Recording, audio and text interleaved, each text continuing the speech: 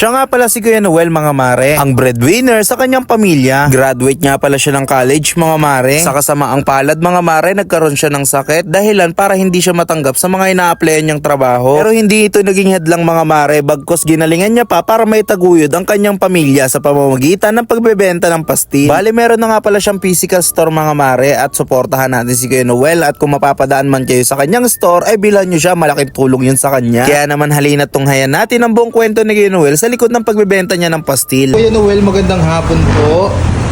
Bali Kuya Noel, matanong ko lang paano ka nagsimulang magtinda ng pastil? Ayan guys, hello sa inyong lahat. Nag-start akong magbenta ng pastil nung nag-aaral ako sa college. And ayun, nakagraduate ako, grateful na nakagraduate ako.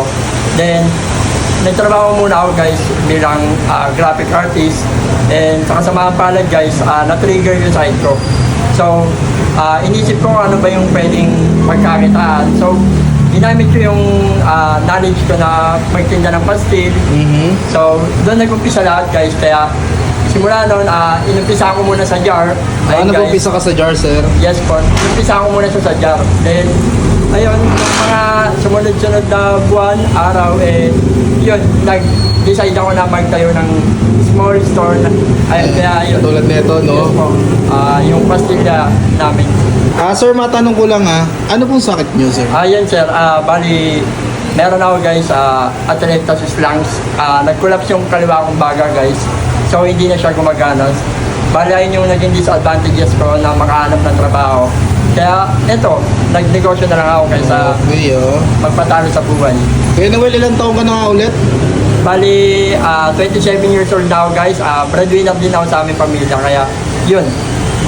Ikaw pala yung breadwinner, kuya, no? So, bali, ilan nga ulit kayo magkakapatid? Bali, anim po kami magkakapatid guys. Bali, ayan guys, iniimbitahan ko kayo na pumunta dito sa aming pastilya. Hindi ko pinapangako na sobrang sarap yung paninda namin or yung pastil.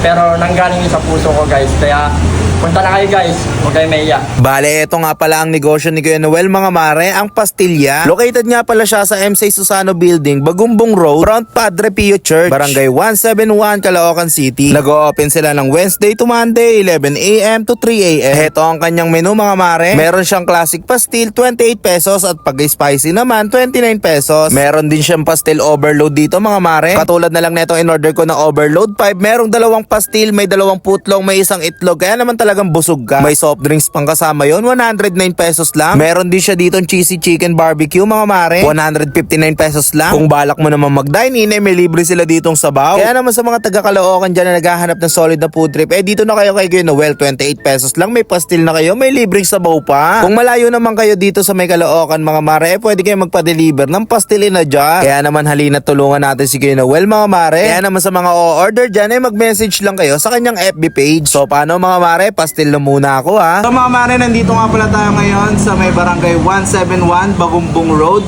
Dito lang to sa may North Caloocan City mga mare. So kaya ako naparito para matikman yung pastil ni Kuya Noel. Ayun o, Kuya Noel no? Tama. So mga mare, isa nga to sa mga in-order ko, yung overload 5 nila na merong dalawang pastil, dalawang putlong, isang itlog, may free soft drinks pa yan, no? Tapos na-unlimited sa sila dito. Tama ba yun, man? Ang sarap nito. Ayun, sheesh. Grabe. Nga, tigman nga natin. Ayun, oh.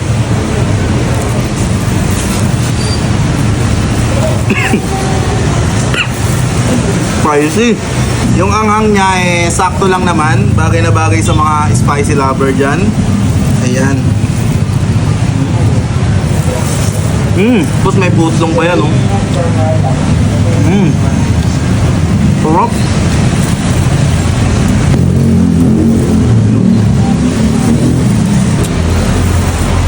Grabe.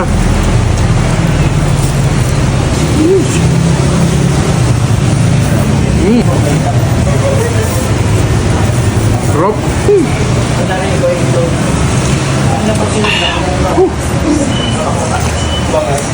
So bali mga mare, order din ako ng affordable nilang pastil dito mga mare. Ayan oh. Meron silang classic at meron silang spicy. Ito nga pala ay 28 pesos at dito naman sa spicy ay 29 pesos.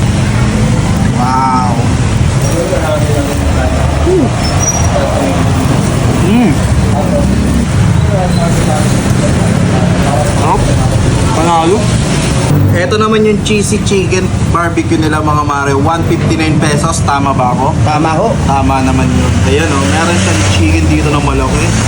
Wow. Tapos may itlog, may pipino, may cheese. Ayan. Ganda ng pagkaluto. Wow.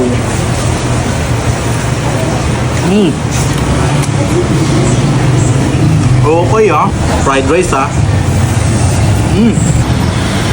Tapos may pipino. Tapos ihigop ko ng sabaw.